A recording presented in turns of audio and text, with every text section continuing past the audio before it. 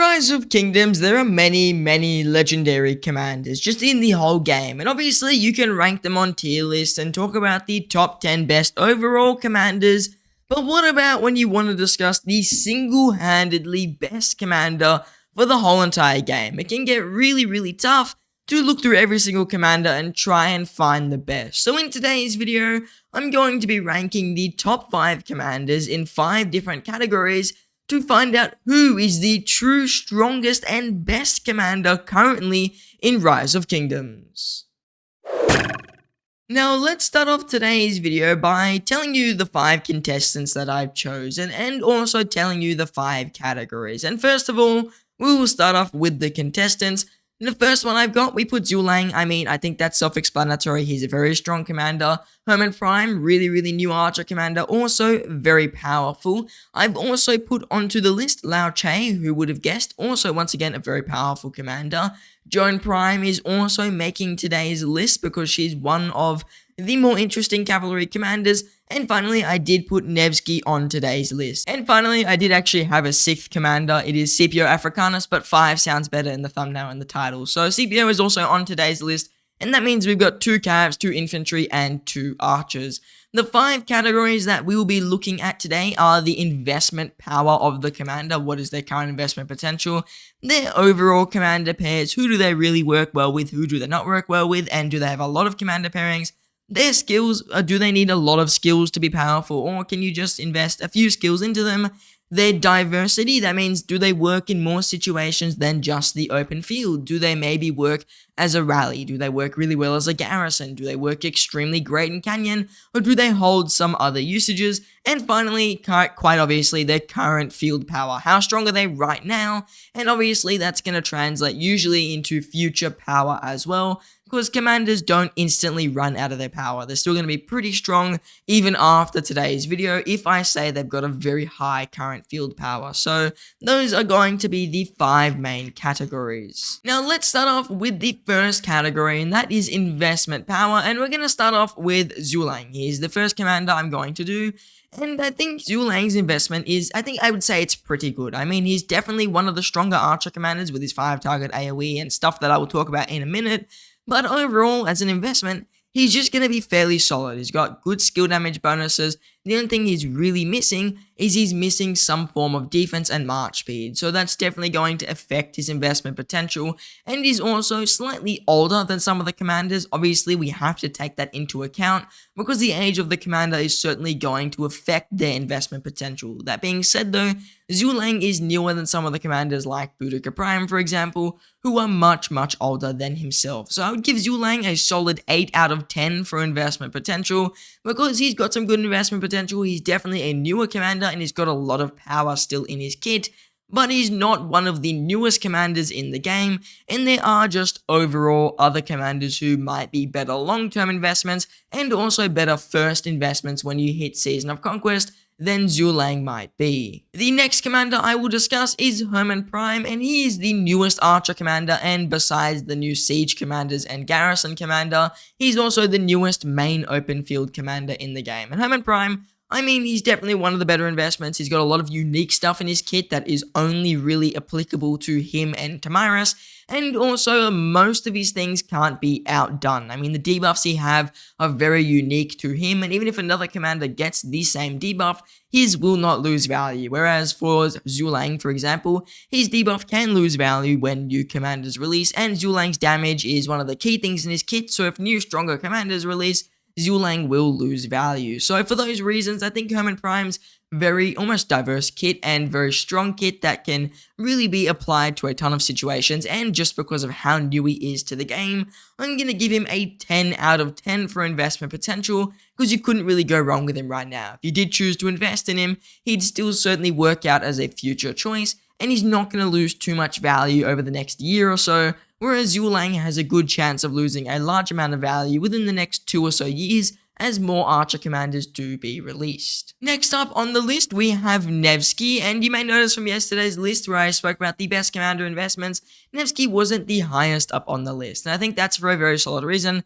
Nevsky is currently a cav commander and new cavalry commanders are due, and he's an older commander. So Nevsky definitely has a solid kit. I mean, there's nothing in his skills that are particularly bad, but he is definitely older and new cavalry are due very soon. So as the making of today's video, I think Nevsky is still a solid investment, don't get me wrong. He's still one of the better cav commanders in the game between him and Joan Prime.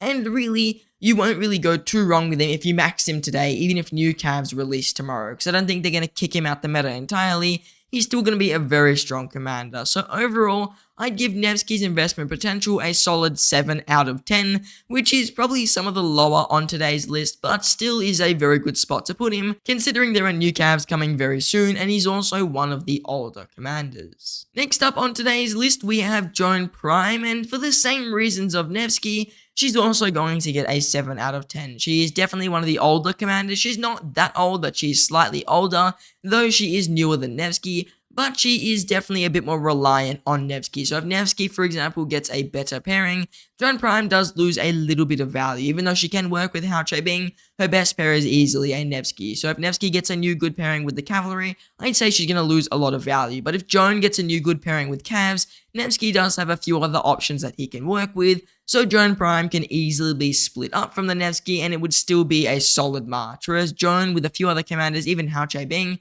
isn't always the most powerful. Yes, it can still be very strong, but it may not be your number one go-to march. So overall, I'd also say Joan Prime is worthy of that 7 out of 10 investment. Next up, we have Lao Che, and I think Lao Che is easily going to be the highest ranked on investment. He gets a 10 out of 10, and it's quite simple why.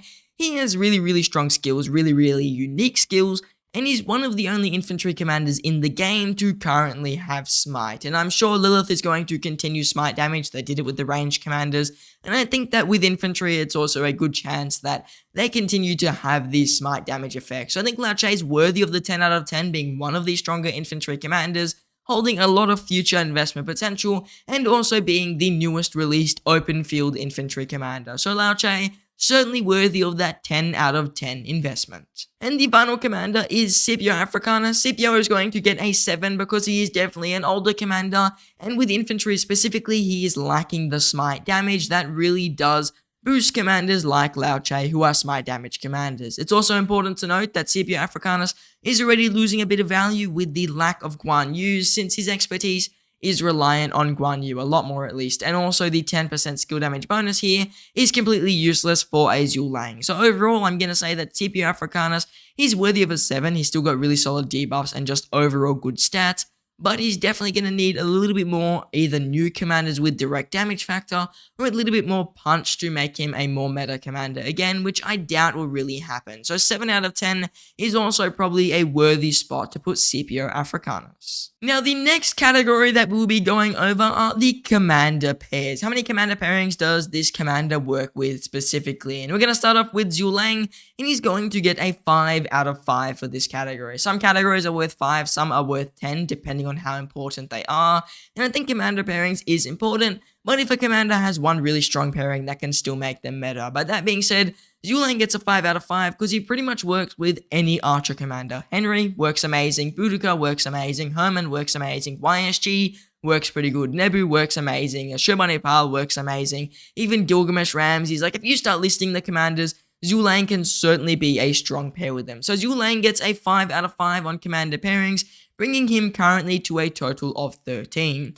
Herman Prime, on the other hand, our next commander, is going to get a 4 out of 5. He does work quite well with a lot of commanders. With Zhu Lang, obviously, with Henry he can work good, with Boudica he can also work pretty decent, but he's mainly there with the AoE commanders. So in my opinion, his best pairings will be Zhu Lang, YSG, Nebu, and Shirbanipal. So that's why he's getting a 4. He doesn't work as good with other single target commanders, but he can still somewhat work with them. That's why he's not getting the 5. And I think that's a pretty fair thing to do. So overall, currently, Herman Prime is sitting at 14 points. Next up on the list today, we have Lao Che, and he's going to get a much lower score than the other two commanders, and his score is going to be that of a 3 for his commander pairings, 3 out of 5.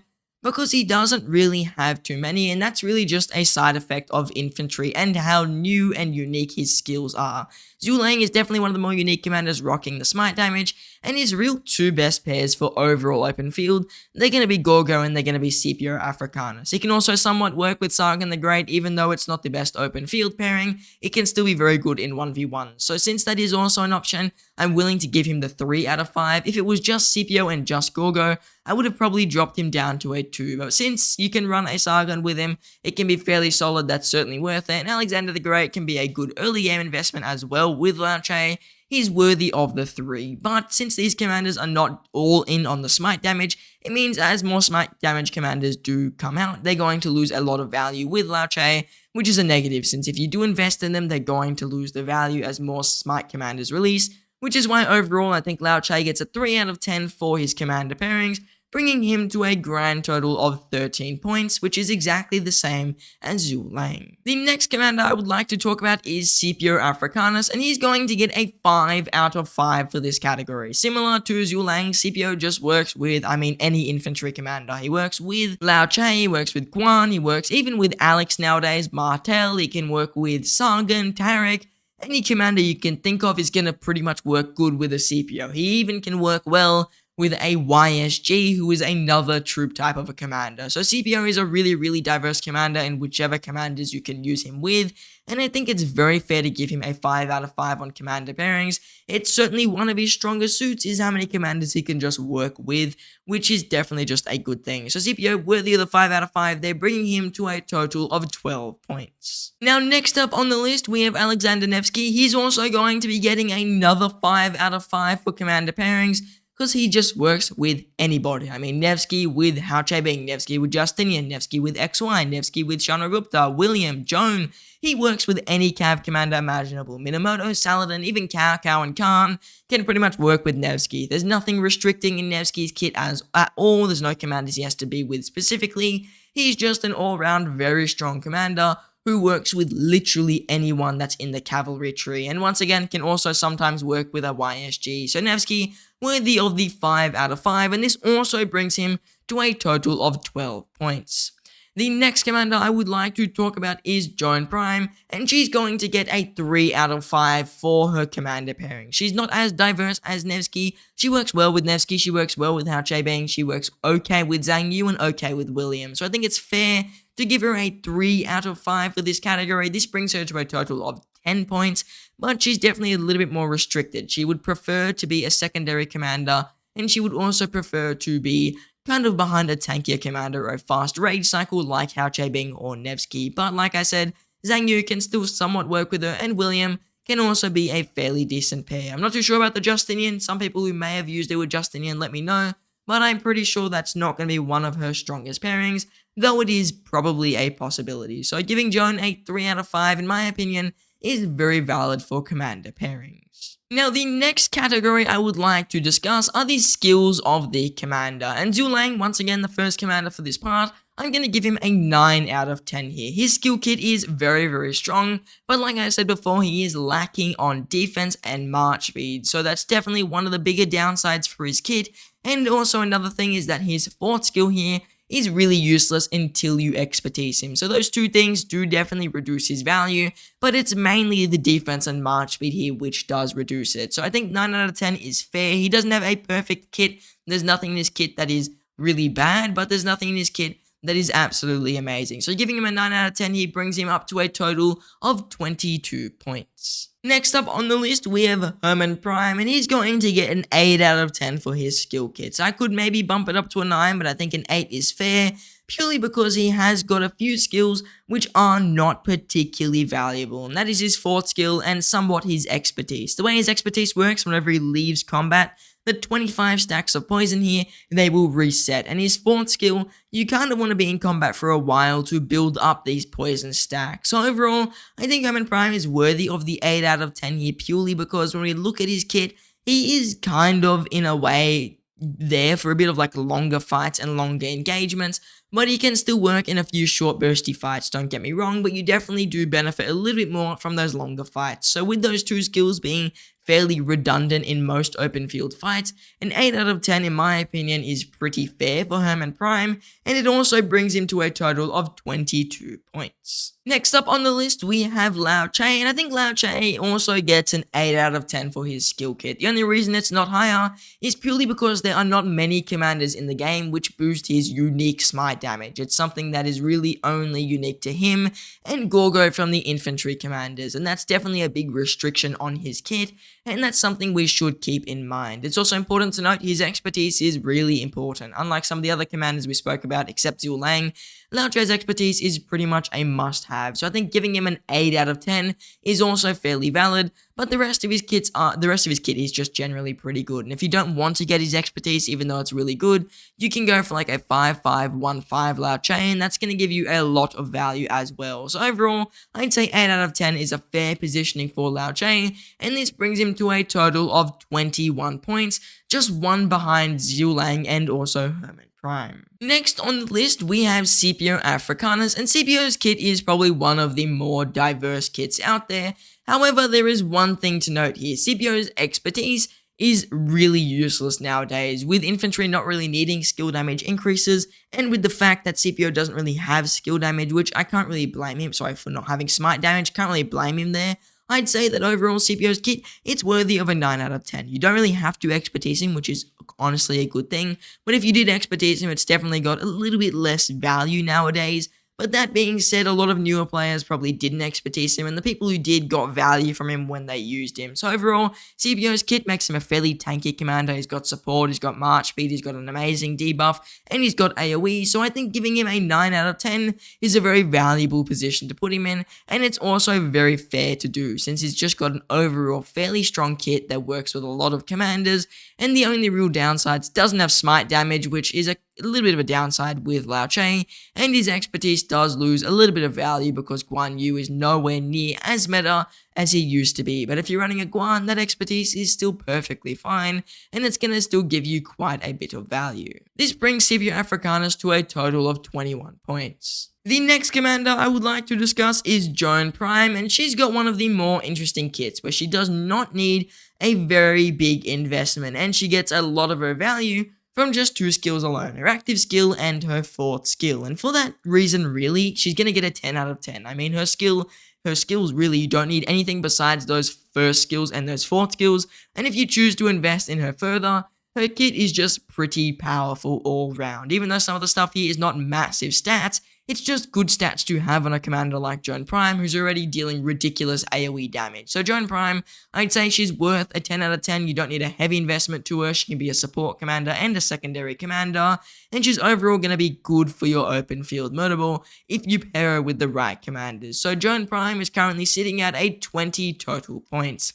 Nevsky, the final commander for this category, is going to be getting an 8 out of 10 for this category. The only thing he's really missing is AoE. Every other commander we've discussed does have AoE. Nevsky doesn't, but other than that, he's just got an all-round powerful kit. But because of how powerful AoE is in general, he does lose 2 points there, which brings him also to a total of 20 points. Now, the next category I would like to discuss is diversity, and this is where the commander can really be used. Do they have to only be on the open field, or can they be used elsewhere, like a garrison rally or other situation? And we'll start off with Zhu Lang, and he's going to get a 4 out of 10 for this category, because Zhu Lang overall is actually a pretty diverse commander. He's able to be used to chain barbarians, he's able to be used in any form of open field fighting, and he can be used sometimes in a rally if you have complete field control. He can be used as a garrison as well with Ditto, and also sometimes Heraclius. So overall, Zhu Lang is actually pretty diverse, and he's also a really good Canyon commander. So 4 out of 5 I think is worthy of pretty much Zhu Lang's kit, and he's going to be at a total of 26 points. Next up, we have Hermann Prime, and he's a little bit less diverse than Zhu Lang, with the main thing that he can do besides open field be a rally with a Sherbani power. So Hermann Prime, he's a really good field commander. He's okay in stuff like Canyon, but it's a bit shorter and he doesn't get as much value. And he's also a pretty okay commander in things like Ark of Osiris. But overall, I'd have to give him a 3 out of 5 for this category. He doesn't really have much value outside of the occasional rallies with a Sherbani Pal, and also his open field potential, and commanders like Zulang, I mean, they can be used in stuff like barb farming, which definitely does improve their overall power and overall basically diversity. So Herman Prime, 3 out of 5, which gives him a total of 25 points. The next commander on today's list is Lao Che, and he's also going to get a 3 out of 5 for a similar reason to Herman Prime. He's really only used on open field, and in Lao Che's situation, on a garrison. They're the real two positions you would use a Lao Che. He's pretty good with Gorgo on a garrison situation, especially in a pass, but he's also not the most overpowered commander for that situation. So giving Lao Che a 3 out of 5 in my opinion is certainly a valid thing to do, and it brings him to a total of 24 points. Next up with Scipio Africanus, he's going to get a 2 out of 5 for his diversity. The main reason being, he can't really be used for much else besides open field. Maybe if you're really good at doing it, he can be used in barb farming to chain some barbarians, but really he's just there for the open field like power. He's not going to be that good in garrison anymore, he's definitely not a very good rally anymore, and he's really only there for the debuff and the open field strength. So I think it's very fair just to give Scipio a 2 out of 5 in this category, bringing him to a total of 23 points. Moving on to the cavalry, we're going to start off with Joan Prime, and she's also going to be receiving a 2 out of 5 in this category, because once again, she's really only used on the open field. She doesn't work really as a rally, not really as a garrison, she's not the best for barb farming, and she's just a pretty good canyon commander because she's an open field commander. So overall, Joan Prime, very similar reasons to Scipio, is receiving a 2 out of 5, bringing her to a total of 22 points. The final commander for this category is Nevsky, and he's actually going to be receiving a 5 out of 5 for this category, purely because Nevsky is able to be used pretty much anywhere. He's a really good rally, pretty much the best rally for cavalry. He can sometimes be used as a garrison in Ark of Osiris. He's one of the best Ark of Osiris open field marchers. He's a really good open field commander, and he's great in Canyon as well. So Nevsky's certainly worthy of the 5 out of 5. And I don't think there's a better commander to really give it to, since he's just basically able to be used all around, and he's always been that way. So I think Nevsky is going to remain as a pretty powerful commander for rallying for cavalry for the maybe next few months or so, and he's also just going to still remain a pretty formidable open field force. So Nevsky, worthy of the 5 out of 5, just because of how diverse he truly is. This brings Nevsky as well to a total of 25 points. Now the final category here, and this is where commanders are going to earn probably a very large number of points, is their current open field power. How strong is that commander on the open field? Do they trade well? Do they really just destroy people? And that's pretty much what we're going to be looking at. And starting off with Zulang, we're going to give him a 10 out of 10. I mean, Zulang's open field strength right now is pretty much unmatched by any archer commander. He gets tons of kills, he's able to trade really, really well, he's got pretty decent debuffs, he's got a crazy strong AoE, and he's just all around very powerful in this current meta. So I'm going to give him a 10 out of 10, which gives him a final score of 36. The next commander on the list is going to be Herman Prime, and he's going to get an 8 out of 10 in my opinion. He's also extremely strong on the current open field, he's got really, really good debuffs, but like I said, he sometimes needs a bit of time to ramp up, and for that reason, I think it's very fair to give Herman Prime an 8 out of 10, and that leaves him with a total of 33 points. Next up on the list, we have Scipio Africanus, and I'm also going to be giving him an 8 out of 10, and this is because, I mean, Scipio is certainly one of the stronger open field commanders for infantry, but he's just not a game-breaking commander. He's got very good AoE, he's got a very good health reduction, but nowadays some of his stats are actually a little bit lower than some of the new meta commanders, like 5% or so lower, and his trades are sometimes a little bit worse than a lot of the meta commanders. That being said though, he's still a really formidable force on the open field, and unless you're really getting targeted by archer marchers, he's gonna trade pretty good if you have good equipment on him. So Scipio, I think, is also worthy of the 8 out of 10 score for the current open field performance, which brings him to a total of 31 points. Next up, we have Lao Che, and he's actually going to be getting an 11 out of 10 for this category just because of how strong he is on the open field. As a current open field force, he's pretty much unrivaled. I mean, the only commander that can almost beat him is a Zulang with a Herman, and even then, it sometimes loses. So Lao Che, especially with Gorgo, is just ridiculously strong to the point where it can pretty much dominate any open field situation, and Lao Che's got the highest AoE in the game currently. He's also got a pretty good basically debuff for the opponent, and he's just got all around very good stats with a powerful expertise. So Lao Che gets a total of 35 points. Next up, we have Joan Prime, and she's going to be getting a 9 out of 10 for current field strength. Her double AoE can really get you a ton of kills, and in a 1v1 situation can pretty much turn the tide of the battle. So Joan Prime, she's a very, very powerful current commander, and she's going to be getting a ton of kills on the open field. She's going to be destroying a ton of commanders, and just her double AoE, especially since it's a 3-target 2000 damage AoE, is going to get you it's just going to get you ridiculous numbers of kills. So overall, it's just going to be worthy of that 9 out of 10 category, just because of how strong her current damage is, but she is a little bit lacking on the stats, and sometimes she can get shredded if you do get caught out, or if you maybe crash or something and you can't really get away. She is pretty much going to get a horrific trade. So Joan Prime is almost like a glass cannon commander, which is why I'm going to give her the 9 out of 10.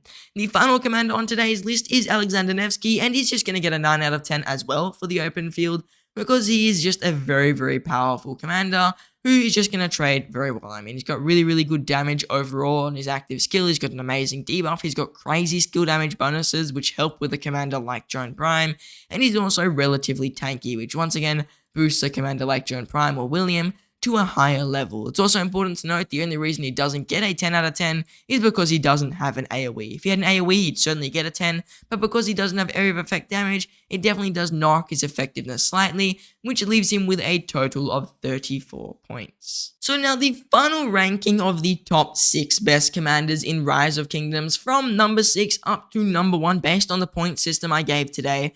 Coming in at number 6 and number 5, they're actually tied, is Scipio Africanus and Joan Prime, both with 31 points. Coming in at number 3 today, we have Herman Prime with a total of 33 points. Sorry, I mean number 4. Herman Prime is number 4. Coming in at number 3 though, we have Nevsky with a total of 34 points, just 1 more point than Herman Prime. Coming in at number 2 with just 1 more point than Nevsky, we have Lao Che with a total of 35 points. And coming in at number 1 with 1 more point than Lao Che is Yulang with 36 total points. I mean, the last 3 commanders, even the last 4, they're really, really close. They're within like 4 points of each other. So I think really it's very hard to distinguish the top 5 best commanders depending on your equipment and depending on your commander pairings.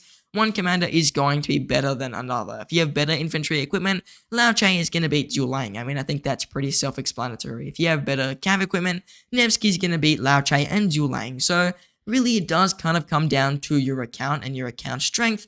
And even though I am saying Zhu Lang is technically, in my opinion, the best commander in the game based on the points that I gave today, I would say it's still pretty fair to say Lao Che is a very, very close second, who could almost be argued to be better than Zhu Lang, and Nevsky could almost be argued to be the better commander out of all 3 of them. So really, it's very difficult to rank those commanders, and they're very, very close. So overall, I'm going to say it's almost a tie between the top 5, but if we go off the point system I gave today, the final order is Zhu Lang, Lao Che, Nevsky, and then it goes to Herman, and then Joan and Scipio Africanus. So those are going to be your top 6 best commanders in order for Rise of Kingdoms as of like March 2024. Now, if you enjoyed today's video, I would like you guys to consider coming to my live stream tomorrow, where I'll just be farming Marauders. I'm going to farm them for probably like 3 to 4 hours live, and it's going to be one of the best spots to just have a chat with me. Do you have any questions about today's video? Maybe you have questions about commander investments.